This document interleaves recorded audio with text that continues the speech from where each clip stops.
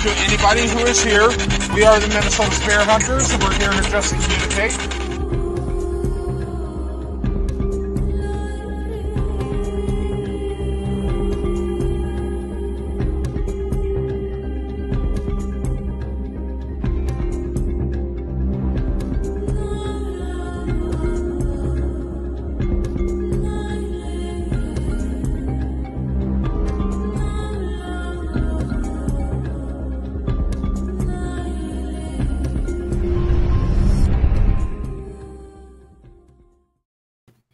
Hey everyone, and welcome to the Minnesota SpiritCast. First of all, we have an amazing panel and amazing guest tonight.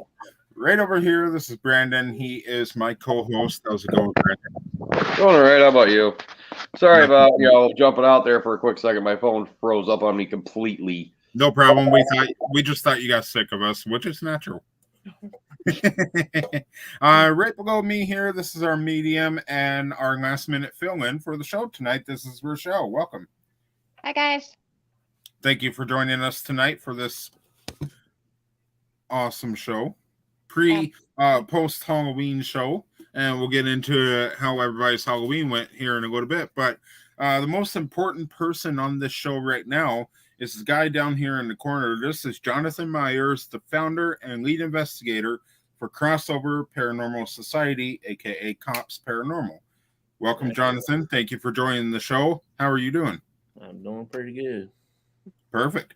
And you know, we are 1 day past Halloween. We are now in the Thanksgiving month, November, and we have just finished up Halloween, which brings me to ask, how was your Halloweens? Good. Just a thumbs up. Oh, it was good. Brought the kids trick-or-treating.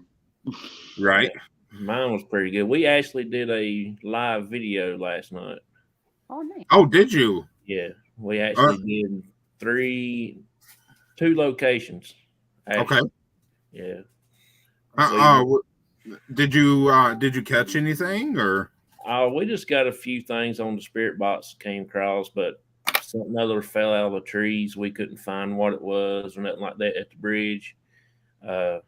My dad set the K2 on the fence at the rock house, and the K2 actually got pushed off of the fence.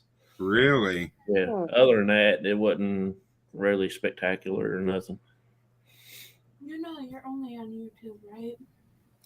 Sorry, my moderator was wondering if we had went live yet, because we are not on the Minnesota Spirit Hunters page tonight. We're on PARALANX Plus and PARAPOST Network, which before we go any farther, I'd like to point out a few things. PARAPOST Network, check it out. Great platform for streaming. You got parapostnetwork.com, and you got the PARAPOST streaming Facebook page. And then check out our new destination, the PARALANX Plus. You got all your PARALANX, PARALANX 2, 3, Plus, Ultra. That may or may not be one, but definitely check out PARALANX. We're also on YouTube. Check out theseghosts.com and use code MNSH to get 10% off any of the equipment on there. We do have one new sponsor, and we'll get into that next show. That'll be next Tuesday night. We're putting everything together for that. Also, check out the Paranormal Consultant. Let's show him lots of love. He is going through some stuff right now. And respectfully taking a break from the paranormal field, because, guys, you can vouch for me here. This field is not always easy. It is very stressful. And I don't blame the man for taking a break, especially with everything that he does for everybody, So there she is. There's Kara. Found you. I was waiting for Facebook Live. Yeah, so we're not on the Minnesota Spirit Hunters Facebook tonight, but you can catch us on there every other show or whatever. Raymond is here. Welcome from Newsome Paranormal. Show coming up at the end of this month with Raymond. That's going to be a lot of fun. And just give me a second to think here, because I know the name of Nando's team, but I can't remember. We had them on our show back in season 2. It'll come to me. But Jonathan, Cross Over Paranormal Society is a fantastic team. You do some amazing investigations, and I want to start the show by talking a little bit about Cross Over Paranormal Society. I started the group with my dad probably right before the big shutdown started, and we only did one investigation. Mhm. That was at the clinic, and then everybody got in the pandemic stuff, and Mm-hmm. we've been shut down for probably about 6-7 months there and couldn't do nothing. And finally, when everything broke, we started hitting it pretty hard and everything. And I got spending more time with my dad, and all of a sudden I got hooked up with Matt, and it just blew up from there. And Mm-hmm. I don't know how it actually come about, but it just got started, and it's never stopped yet. Yeah, exactly. I mean, it's fantastic how it works. I've told this on other shows before, but I had two teams before Minnesota Spirit Hunters, and when I opened this team, based off of the actions and the results of my past teams, I never thought this team would go anywhere, nowhere at all. The worst year that we could have started it was 2020, and we started in August. It was August 21st of 2020. And that's just when COVID was just breaking out. Yeah. And so we start the show, we do a teaser episode, and then we shut everything down, which sucked because, we could have been on to like season 3 of our show right now, but that whole pandemic shut us down. The amazing thing is, and I'm going to back you on this, is that when you meet Matt Barron, the paranormal consultant, you're sure to blow up, because we were going somewhere before we met Matt, but the second we met Matt is like, you guys are family. I'm going to help you. Wherever I go, you go with us. Yeah. So, Matt is definitely a person to brand with in the paranormal field. He's also a huge supporter, and most importantly, he is the P3 program. Yeah. And we'll talk about the P3 program later, but ever since the P3 program was started, we've all been able to come together as a community, show the pair unity like we're supposed to, and the whole 9 yards. But, we've saw a lot about Cross Over Paranormal Society. You guys are constantly investigating. You were just telling us backstage that you did an investigation. No, you told us on here, but you did one on Halloween, and which important question is do you think that on Halloween night, you're sure to get more activity than any other night of the year? In some places, I believe. It's just that where we was at, sometimes it's a hit or miss place at the bridge that we did ours at. Mm-hmm. They've actually found like 18 bodies that was buried in shallow graves there. Mm-hmm. And when my cousin came, Shasta, when she came out with us, and that place was off the hook. I mean, it was giving us all kinds of crazy things coming over the Phasm box. And this past time, we just only had a few things that happened. Yeah. And same when we went to Peggy's house on the same road. When we've been there before, we get something, it gets a little vibe. But when she was with us, it's a totally different vibe. Why do you think that is? I don't even know. It's one thing I noticed, that she can draw energy. That's the reason why she's actually in our group, to help us out for trying to get some of the answers that we're all looking for. Does she have a type of psychic or medium ability? I have no clue what she has got. I know that sometimes she can feel stuff like in her gut and stuff like that. Night when we first pulled up at Peggy's house, she said, "This don't feel right," and I felt the same thing. But sometimes I pull up there, I don't feel nothing. So, I think that's generally what we go through on this team. Sometimes, Rochelle, we feel like when you or T or any of our mediums are with us, the activity is 10 times more. I wouldn't say 10 times. I'm going to say about 5 times more active than it is when there's no medium with us. It's awesome to have somebody with that kind of ability on your team, because you're getting responses through the spirit box, through your cat balls, all that kind of stuff. But there's no confirmation like a medium's mind. Yeah. You know what I mean? Like a medium can confirm that this person is here and there's this many people here. And, Rochelle, I know you need absolute silence to channel in on your mediumship, and you need this and that. And being a medium is a lot of work. And Jonathan, the way you're describing what Shasta goes through on your investigations kind of sounds a little bit like what we go through with Rochelle. Yeah.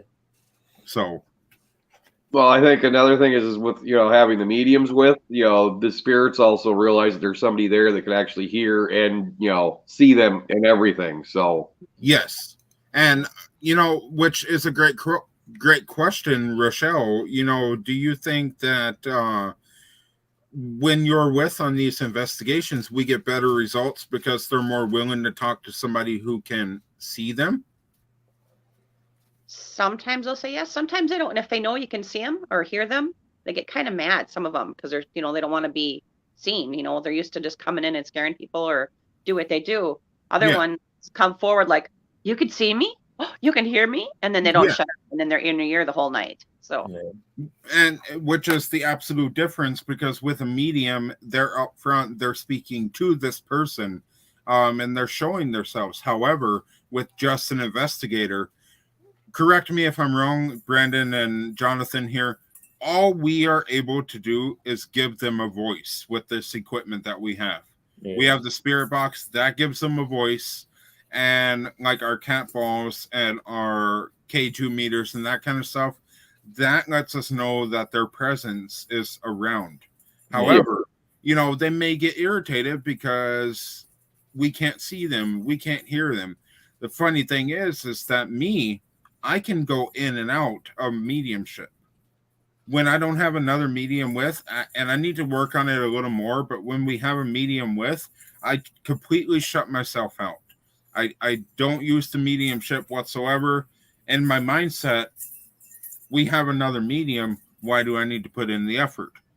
Yeah. Which I would like to work on actually using that with having another medium there. But so for me, it's like they can show themselves to me, but other times, even though I can see them sometimes, it's not all clear for me. And everything's not so clear. And I think they get frustrated when I can't see them and I can't feel them or, talk to them or whatever. So, I mean, I could go on all night about it because there's so much to talk about like that. But, I think it's awesome that she's able to bring in more activity for you guys when she's with you. Yeah. So that's kind of my whole point there. Yeah, she does. She's also got this thing on her tablet, and it's called a Phasma box. Okay. And it is twice better than the spirit box, I believe. You don't have all the static or nothing like it, and it actually gives you clear answers to the questions. One of the guys in my group that was with us that night, Joseph, I know y'all probably seen him. He's always talking and in the background most of the time. He was getting a little ill at Peggy's house because somebody was actually trying to tear the house up. It's really run down, but they was kicking the boards off the walls and stuff like that. Wow. And that he come down the stairs from the second floor in that building, and he was mad. He was fussing, and it came out on the Phasma box that will you calm down? So everything's been taken care of. Right. That's the first time something ever told him to be quiet. It's okay. Well, it's like the app that you and Cara use on your phone, Yep. The ghost box works really well, and sometimes the spirit box does work a little better. Yeah. And there's certain apps, like there's the Necrophonics app that's really useful.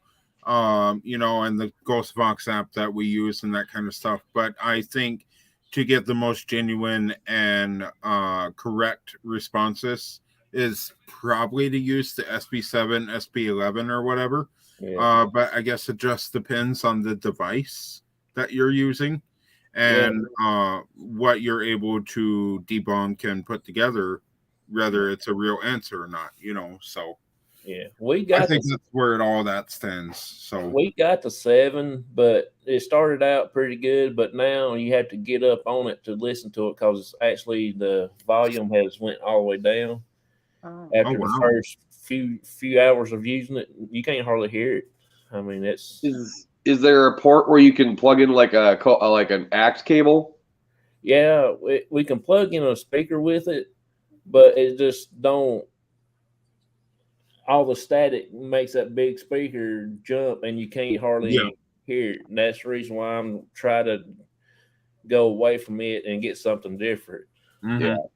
Yep, exactly. So, so about Cross Over Paranormal Society, you started it with your dad and all of that, but let's go all the way back to the beginning for a minute. Why did you guys all of a sudden get up one day and say, we want to go do a ghost hunt? What made you want to do your very first ghost hunt?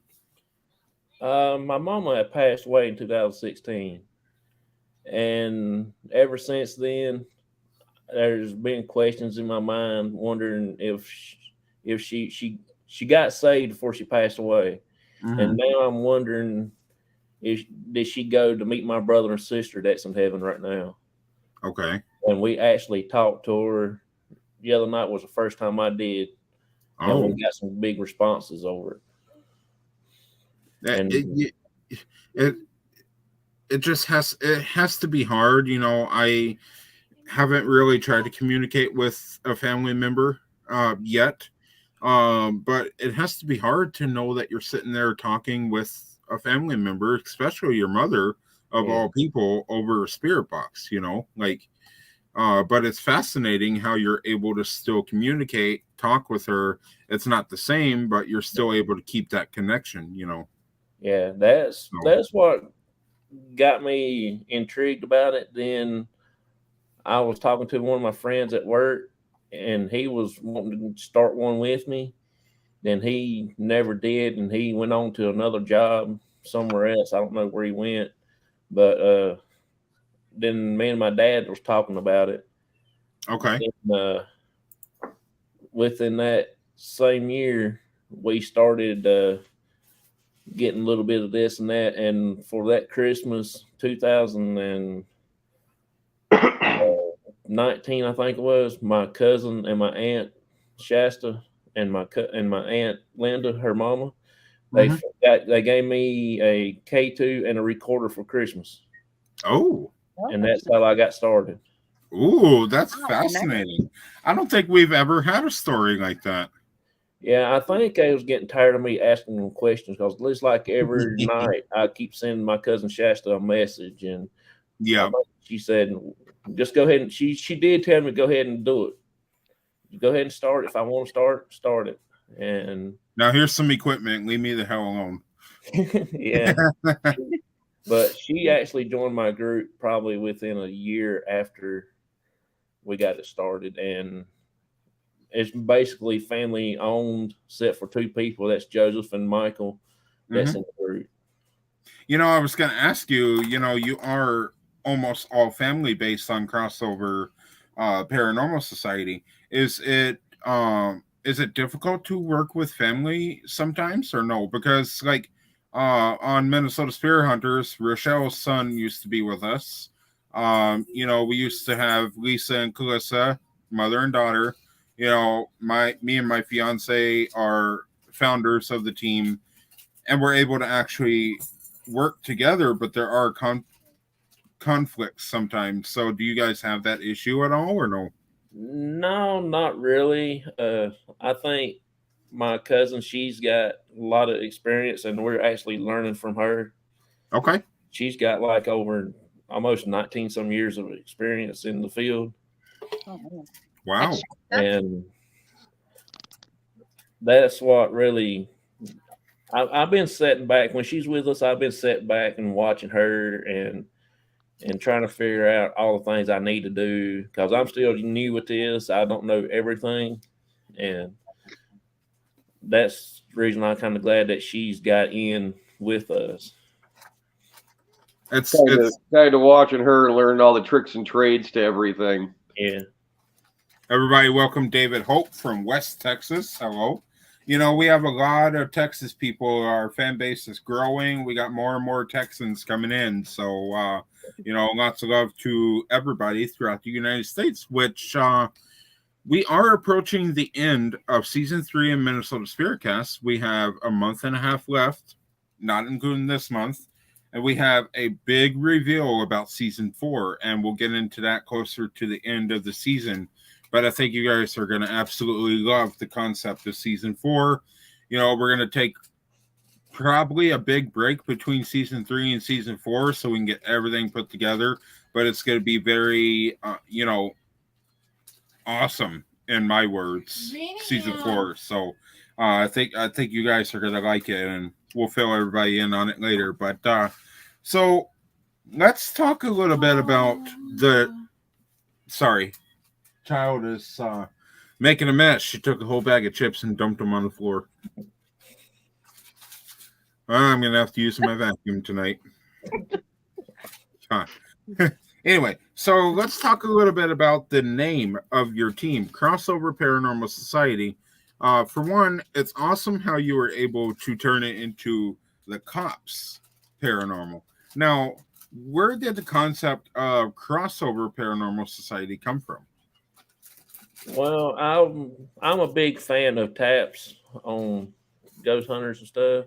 Mm-hmm. And I always try to base my stuff about like theirs, but I'm trying to do some stuff different than what they did. And I thought it took me about 2 months to come up with a name, and I just thought, well, crossover, people crossing over and everything like that. And I said, well, I'll just put that in the paranormal. And then I didn't want nothing else but like research. I just want to put society on there and make it everybody. So that's the reason why C.O.P.S is actually formed. Cool. Very good idea. But sorry, keep getting distracted here. But no, that's you know, it took a while for us to come up with our name too. For one, the concept of our name, like, simple and straightforward, because for one, we're based out of Minnesota, so that's a given. You know, I didn't know if I wanted to put the name or the state of Minnesota in the name, because the last 2 teams that I had, first one was a very long name, Paranormal Investigators of Northern Minnesota. That's too long. yeah. But we were able to break that down and put it into PIONM. And that was our initials. But who wants to spell that whole thing out when you're either typing or writing or something like that? Yeah. My second one actually really made no sense at all. It was called Good Bad Entity. And actually, the little logo up here in the corner, the Minnesota SpiritCast logo, is actually branched off of the logo from that previous team. It was just the eyeball, and we were going to put the logo of the team in that eyeball. We shut that team down, and we're like, we can't get rid of the design because it's a nice design. It's cool.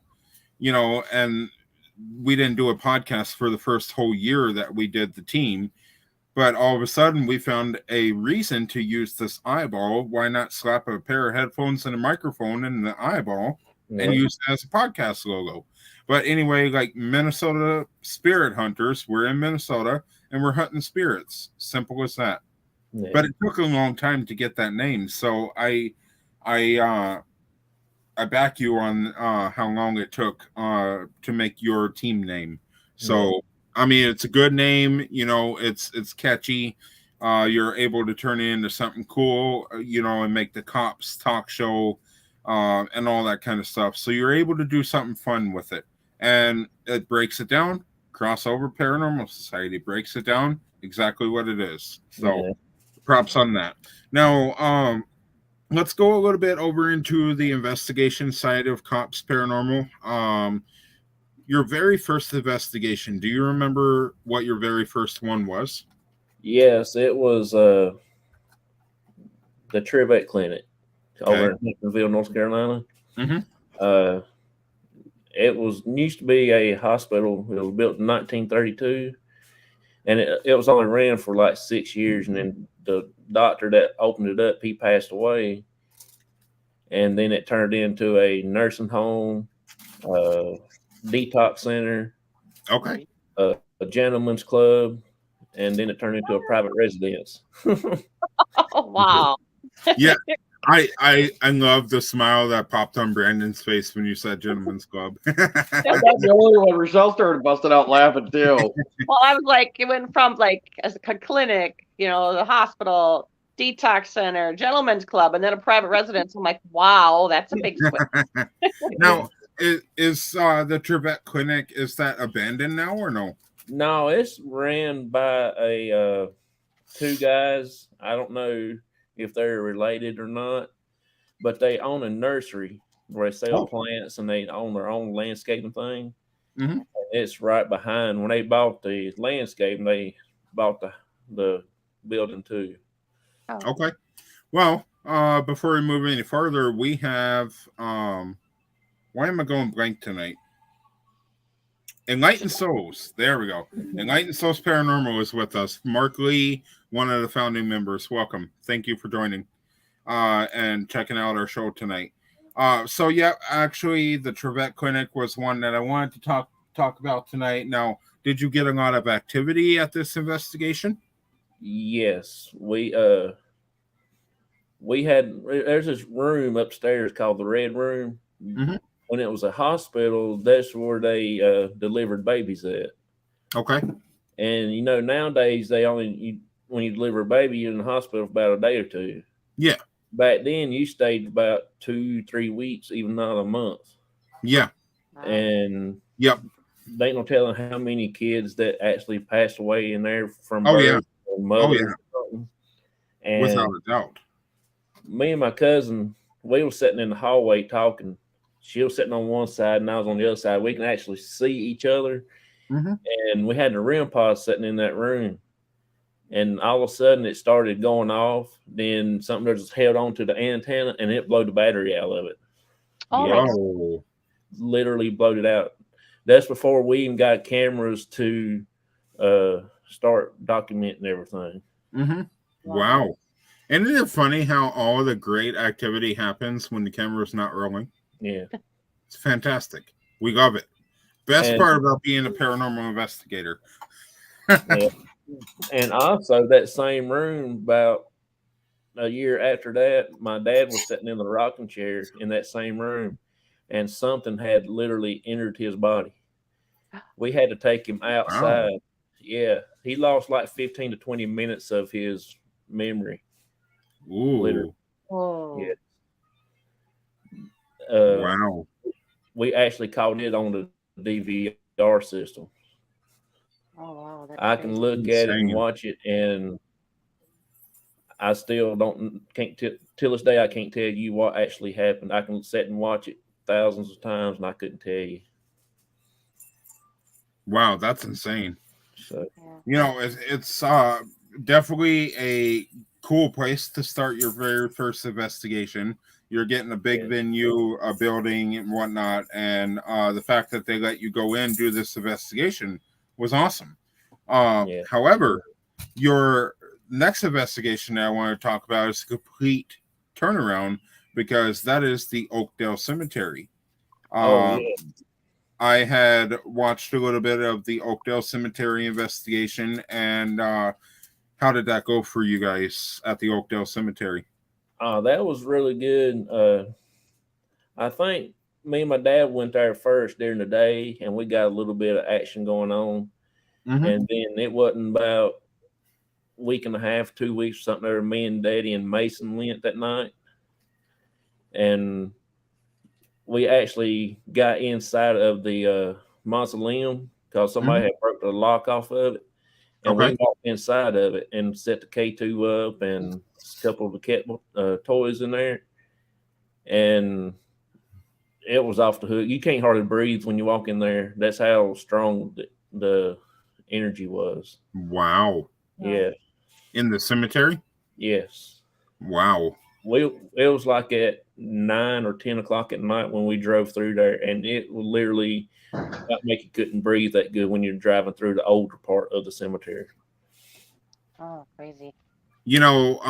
Since we're on this topic, are you one that prefers not to investigate cemeteries? Be honest with you, I like cemeteries. I do too. Because I think you can get more answers from the other side from the cemetery. That's just my opinion. Yes, absolutely. As everybody knows, we're in the cemetery season of our show, and we've got good things. We've been to over almost 10 cemeteries for the season now, and some of them you catch something, some of them there's just absolutely dead activity. Yeah. No pun intended, but so I guess it all depends on the cemetery itself, but they're not most people's first choice of investigation, but they'll do. It's a low budget investigation. That's the way I look at it. So yeah, but now one more investigation talk, and then we're going to take a intermission. After the intermission, we're going to give the floor to Rochelle and Brandon. You guys can feel free to talk to Jonathan with whatever you want. But that next investigation, I'm sure a lot of people know what we're about to talk about, is the USS North Carolina. You guys was not the only team there. You guys had the paranormal consultant as well as McKinsey. And you guys had like all kinds of different teams. Now, for your portion of that investigation, do you think it was successful? Yes, I think it was really interesting night. All the other teams actually got some good activity. Like Matt said, he saw some feet walking underneath a table or something when he was walking by, and everything like that. And we actually got some stuff, but we didn't get ours on camera. We was actually working with a dead camera because the battery had actually drained before we even got down to where we was going to. Oh no. We didn't have no other battery. Our other batteries up on charge up in the main room. Wow. I think my cousin Shasta, she actually got touched that night or something, but I don't know. Wow. Have you so this sort of off subject here, but have you ever went to shoot an investigation and realized once you're done filming the investigation your camera wasn't rolling the whole time? Yes. That was the very first time we went to Oakdale Cemetery. I forgot to cut the camera on when I was had it on, it just didn't master record. So I went through about an hour of investigation not recorded. Oh no. Yeah. And after I finally figured out that it wasn't recording, I had the lens cover over it. Oh no. Oh no. And I didn't have my mic on. I was nervous because I was. Oh no. Yeah, we had some crazy things happening. Then finally, I just quit using my camera and started using my phone more as a camera. Hey, at least you wasn't on live. That's all I got to say. But so the USS North Carolina, before that, have you ever investigated a ship before? No. Well, actually, we did the year before. That's what we got into talking about doing it this past time. Me, my cousin Mason went with us that first time, and I can't remember who all went with us. There was about 7, 8 of us went, and we actually had some pretty good times that night first because me and Michael, we was in that one room, and we set the REM pod up on the little shelf, and we stepped back, and this was hot. I mean, it was like the dead part of summer in August, and it actually went off. The REM pod did, and that room got ice cold. Wow. Yeah, it got real ice cold.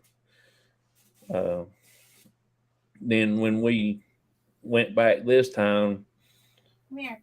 I mainly wanted everybody else to investigate, so I just sat back and really watched everybody else and try to make sure they had a good time because I've already been there once, and I'm more in. If I take somebody with me, I'm more in watching them because I enjoy that more than I do it myself. Absolutely. Well, as a founder of my team, I could definitely say that watching your team have a good time on the investigation is the number one thing. As long as they're having a good time, you can't go wrong with that. I mean, you can have a good time too. You can investigate too, but you get a good investigation if your team's having a good time. Remember that to all the founders. It's all about the team. You guys are a family, no matter what team you're on. It's a family thing, and just having fun with it, whether you catch anything or not. So, all right. Well, we are going to take a short intermission break, and when we come back, the floor will belong to Brandon and Rochelle, talking to Cross Over Paranormal Society. So don't go anywhere. We'll be right back.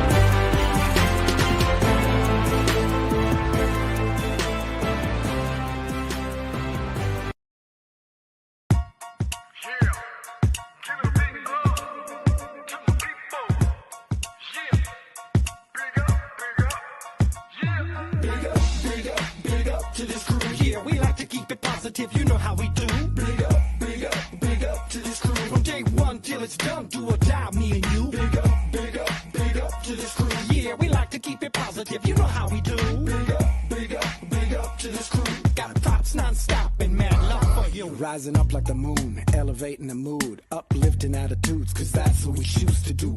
And I don't know about you, but there's enough negativity going around with plenty room to improve. Yeah, sometimes we collide with stress and negativity, we always let it slide. It's an elevated vibe, so fly. We touch the sky every time we ride. Big up, big up, big up to this crew. Yeah, we like to keep it positive, you know how we do. Big up, big up, big up to this crew. From day one till it's done, do or die, me and you. Big up, big up, big up to this crew. Yeah, we like to keep it positive, you know how we do. Big up, big up, big up to this crew. Got props non-stop and mad love for you. Now roll back time, tell me what you find. You're gonna see the same sucker MCs on the sidelines. In the fourth quarter when it's do or die time. That's when this crew is inclined to go prime time. From day one straight till it's done. But you all know full well that we only just begun. Yeah. We stick together, one for all for one. When it gets heavy, no, we don't cut and run. Crazy thinking about the places that we've been. Now I could tell you stories that'll make your head spin. But like I said, straight, thick, or thin, there's so many memories giving me silly grins. So please allow me to introduce to you my one and only homies, yo, I love this crew. So please allow me to introduce to you my one and only homies, yo, I love this crew. Big up, big up to this crew. Yeah, we like to keep it positive, you know how we do. Big up, big up, big up to this crew. From day one till it's done, do or die, me and you. Welcome back to the show, everybody. We appreciate you sticking around throughout our intermission. Just a short reminder to check out theseghosts.com, Paranormal Consultant, as well as Global Ghost Hunt, PARAPOST Network, and the PARALANX Plus, PARALANX 1, 2, and 3, and beyond. We are here with Cross Over Paranormal Society's Jonathan Myers. Right beside me is Rochelle. Under me is Brandon. You guys have the floor. Have fun. So, Jonathan, when you did that investigation where your dad kind of got possessed, so to speak, and you had to take him outside, that was your first one, right? Yeah, that was my first big experience like that. Okay. So usually that would scare most people. What made you guys keep going, saying, well, that's all good? Let's keep I don't know. It's just I didn't know what to do. My cousin Shasta, she got him outside, and she made everybody leave out of that room, let everything calm down before we went back and do another session up there. Okay. Yeah, it was my first, and I didn't know what to do. She tried to coach me all the way out to the end of the whole process. Okay. So, and you said it's mostly family, so it's your dad, your son, your cousin Shasta, you? And It's me, my dad, my cousin Shasta and her mom, and my two friends. okay. Yeah. That's nice. 7 people then? Yeah. Yeah. Question. You were saying on the ship that you guys were having a problem with your battery staying charged, right? Yeah. Have you guys tried using the portable battery packs? We only have like the small handheld cameras, and we use the little battery chargers that plug into the wall. That's all we use. Okay. They only last for probably about an hour and a half at the most. Yeah, that we've used the battery banks a lot. Sometimes, they can really help, and then sometimes they're going dead as fast as everything else is as well. Yeah.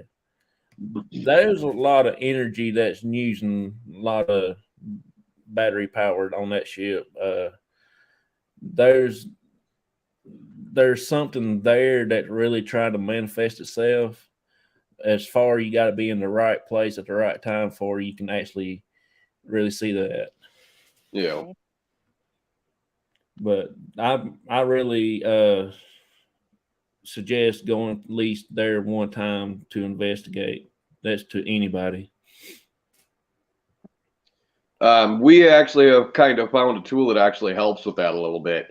Have you ever heard of like an EM pump? Yes. Yeah, we got one of those, and we've been actually using it, and we found out that it does help. The batteries don't drain as quick. Yeah. We used one that Mason had one time. We used it on the battleship, and Austin, he had one, and we used it. But they was like real small. They were about the size of a cell phone. They didn't really put out that much energy, but they gave enough to use while you're there in that one particular room. Yeah. But I think that we're going to get us one probably a little bit later down the road to help us out when we go to the battleship or somewhere big like St. Albans again or something like that. Yeah. See, I'm more partial to like buildings and stuff. Cemeteries are fun and whatnot, but they are hard to film because there's just so much to try to cover. Yeah, it is. We try to do a Quaker cemetery, and it's right beside a road, and people find out that you're out there at the middle of the night and try to film. They drive up down the road, spinning tires and real loud trucks and music playing wide open, and it just messes up your night. Yep. Yeah. So we try to not do that too many times. I think the next thing I'm going to try to get a hold of, being that I'm in charge of the equipment and whatnot, I think I'm going to try to get a DVR system, one that you can hook up multiple cameras to. Yeah.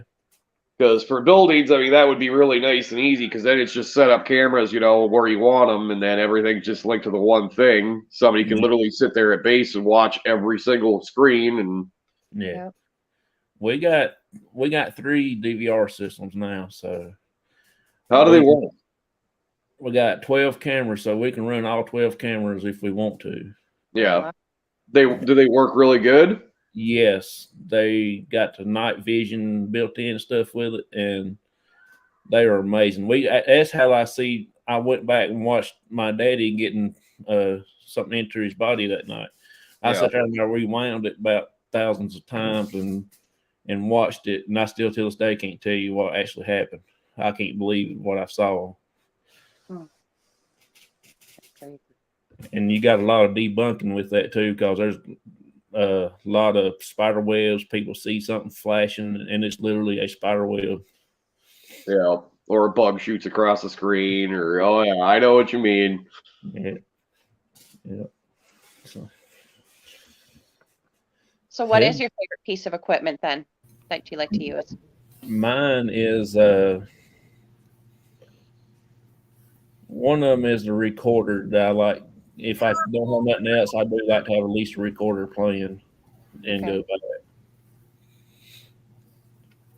That's one thing I'd actually like to carry with me, is when I'm talking to them. Hear them that, but I'd like to see if other people can hear what they're saying too. Yeah. See if you're talking to them, if you can pick up their voices, like answering you or whatnot. Yeah. So it'd be nice to see if they're actually, so you guys can hear them too. So cheap little recorders, you can pick these up at Walmart for probably $35-$40. Cheap little recorder. It's not made for paranormal investigations, but this is probably going to be one of your most vital tools on an investigation. And why not spend $40 to $50 to get something like this, so that you can validate what you got is accurate or not.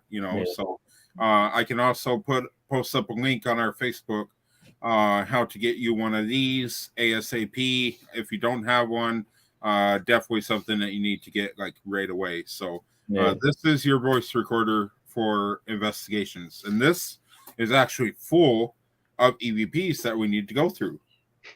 So it's even got EVPs for previous investigations that are already aired, and I would like to go back and listen to those EVPs. But these are very vital and important tool on an investigation. So that's like me with my DVR system. I got probably over 2,000 worth of hours that I still need to go through.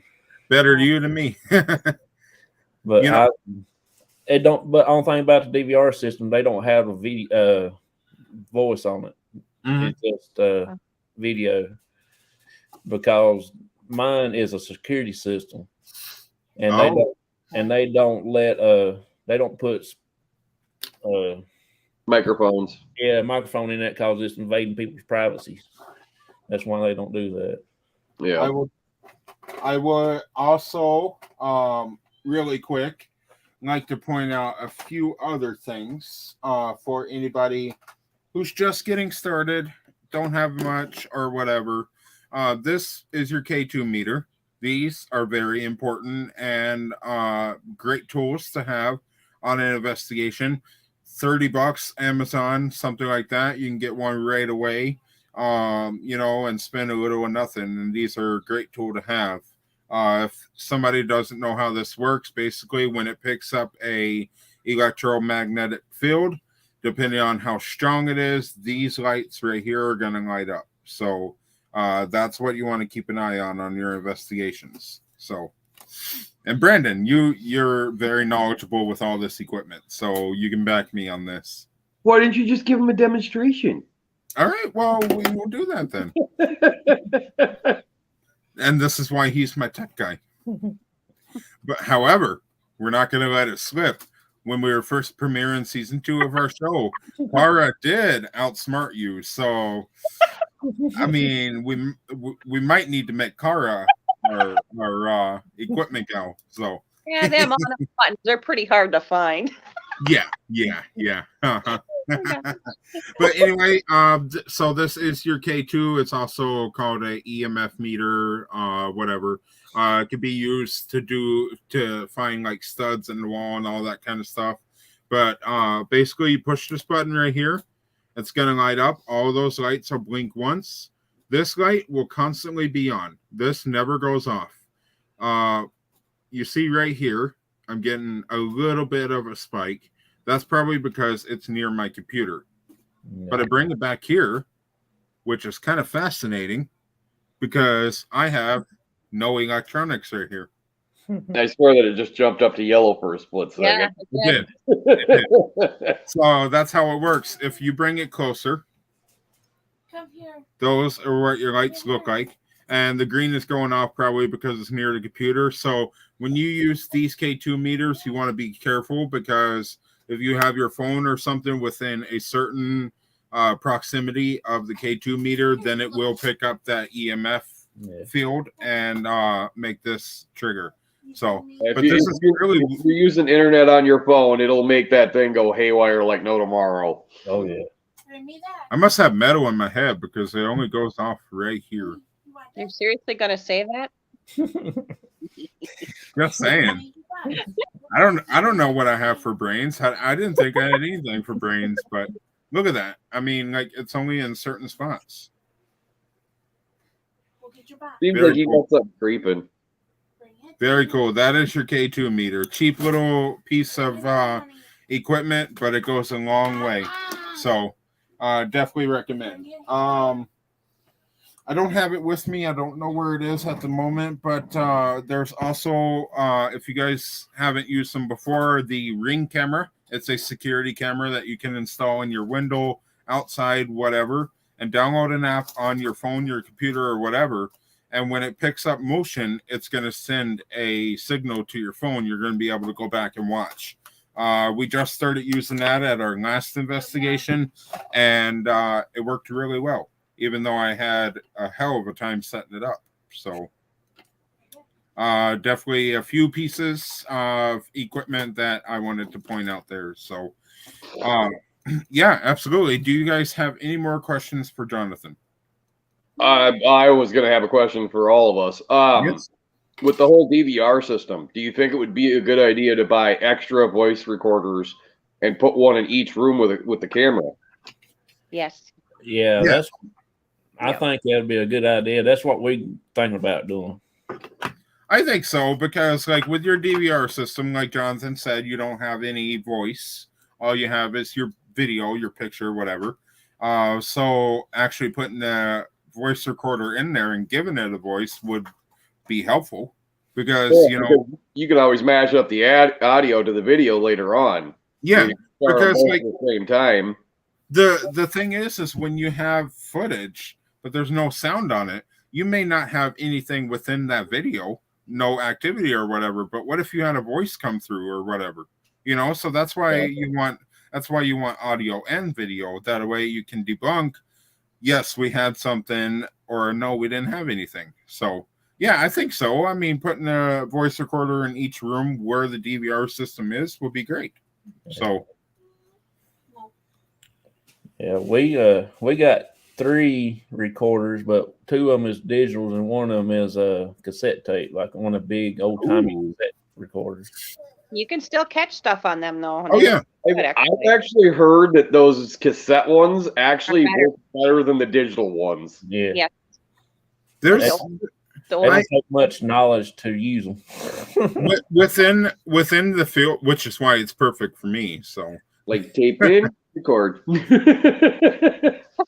But sorry, lost my train of thought. Anyway, continue. So, but yeah, DVR system would definitely be helpful on an investigation, as well as those recorders. Like I said, cheap little pieces of equipment. Oh, okay. So there's so many things that who knew you could use on an investigation, or even a cleansing tool. There's spices and herbs that you can use and put all together and make a cleansing, whatever you call it, spray or whatever with. So, I mean, who knows what you could use for an investigation. So it might be better than the actual ghost hunting equipment itself. So, well, I pulled the flashlight trick a lot of times when I've gone in investigating. You take like one of the older flashlights and you unscrew the back just a little bit, so that way when you barely tap the button, it turns on and turns off. You tap it once, it'll turn on. You tap it again, it'll turn off. Oh yeah. And you leave it laying in a room, and you ask them to either touch it or play with it or whatever they want to do. And I've had it go off right in front of me. Most definitely. So yeah, absolutely, definitely something we should look in there, Brandon. For sure. So I've got a flashlight in the equipment that I use just for that. Oh, I meant the DVR system. Oh, definitely something we need to look into. Yeah. So. Yes, absolutely. All right. Well, let's wrap up with the last few questions that we have here. We're not going to keep you very much longer, Jonathan. But one thing that we haven't covered tonight is the Cops Talk Show. That is your podcast. If I recall right, you had recently started this podcast. How is that podcast going for you? It's doing pretty good. I took a couple weeks off from the show and try to get some new content and get some different things. But this next few weekends here, we're going to try to cover cemeteries and the history and all this and that.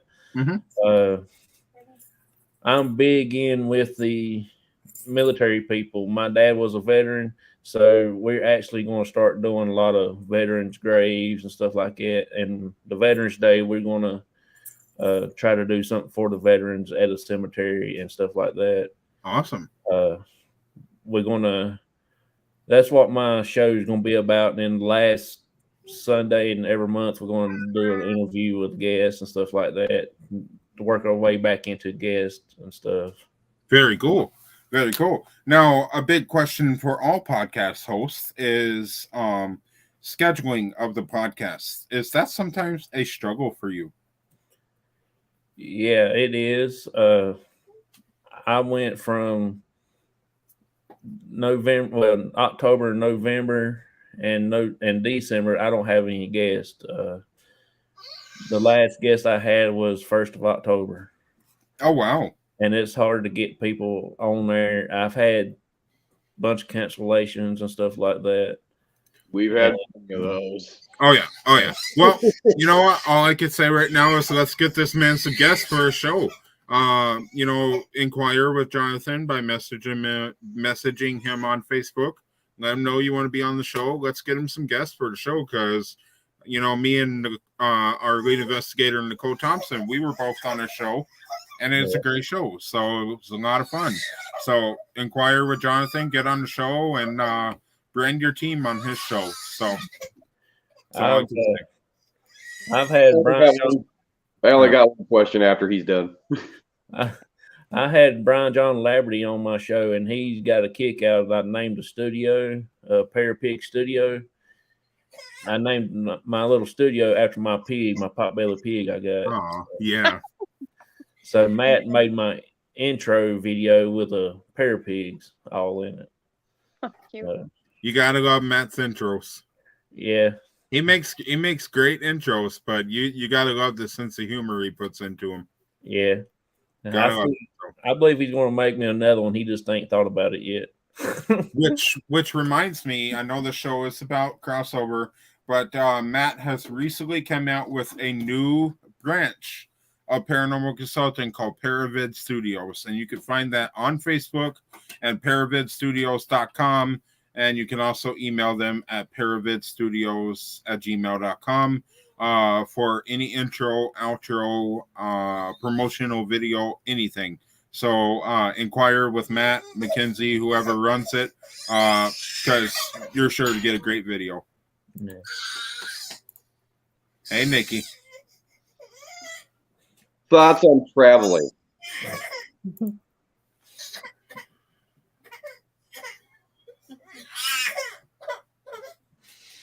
Say it again, Brandon. Oh, what's your thoughts on traveling? I'd like to do the traveling part, but we ain't financially able to do that right yet. But we're actually going to try to go to West Virginia. I think we're going to try to go to Kansas. and probably up around Pennsylvania in the future. Boo, no Minnesota. Come on.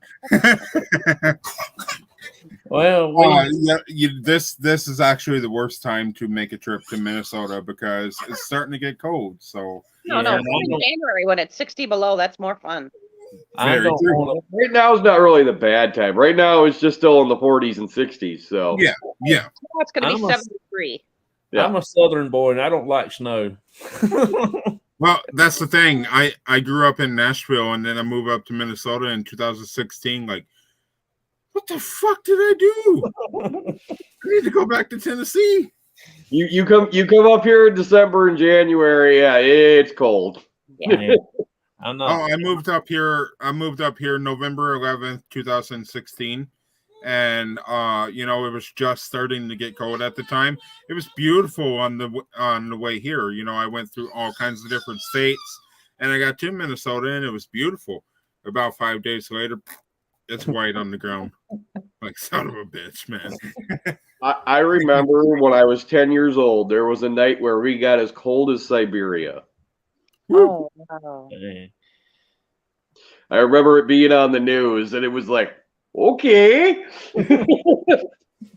No, thank you. No. But yeah, traveling is definitely a great piece of marketing within a paranormal team. But it can be and is very expensive. So Yeah. I mean, I guess you have to have a budget for traveling within the field, So well, my one of my last questions, Jonathan, for you here is most challenging thing about being a paranormal investigator. Trying to get one thing for me is trying to get everybody together that wants to go, and then they all back out on me. Like when we went to the battleship one year, I had 20 some people going and try to set up the event, and only 9 of us showed up. My biggest trouble is setting up events. Well, I have grown a system with doing events and that type of stuff. So if you need any help with that, let me know. I'll help you out. So I mean, it's all about knowing when is what, and putting everything together that needs to get done first. Yeah. So I plan our events month by month. Right now, I am starting on our December events for the team because all of our November events are taken care of. We just need to do them now. Yeah. So it's all about a system, and it takes time, but you'll grow a system over time. But I'm more than willing to help you. So just let me know. I'll help you out and we'll get you going there. So also with scheduling for the C.O.P.S talk show, if you need help with that, we'll get you some guests. So so I guess before our spirited question tonight, my last question for you. Oh, my bad. I want to know from Brandon and Rochelle, what's the most challenging thing about being a paranormal investigator?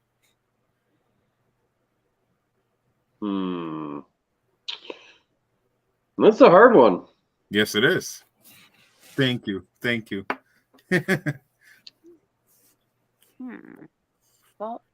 I got the gears just going up there.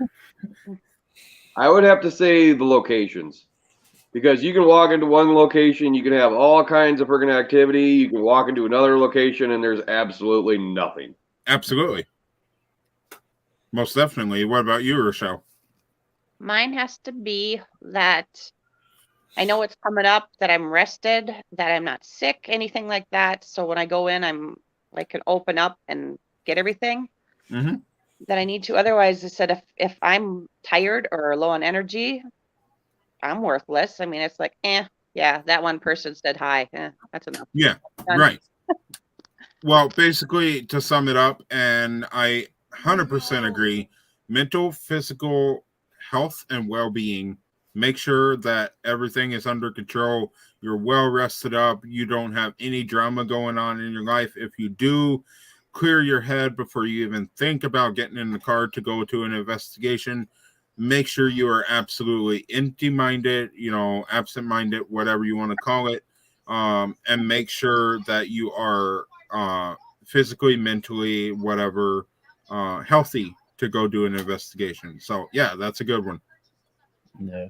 I think, speaking in a founder's shoes right now, my most challenging thing about being a paranormal investigator is everything in itself. Because if something goes wrong, it falls back on me. Yeah. I'm in charge of making sure I have a fully staffed investigation. I'm in charge of making sure we have all the paperwork we need. I'm in charge of making sure my managers are in place, making sure they have everything they need, making sure that Brandon has all the equipment he needs, everything. So I think my most challenging thing would have to be the paranormal field. Yeah. That's my most challenging thing. So I love it. I will never, ever, ever stop investigating. But it's always going to be a challenge as long as you're in the shoes of a founder. It's challenging. Yeah. So we got a guest. Hey, Raina. You gonna close out the show with us? Raina, throw up on Daddy. Shut up. Matt's not here. Shut up. All right. Well, you guys know what happens at the end of our show. Jonathan, you've never done it before, but it is officially time for the spirited question.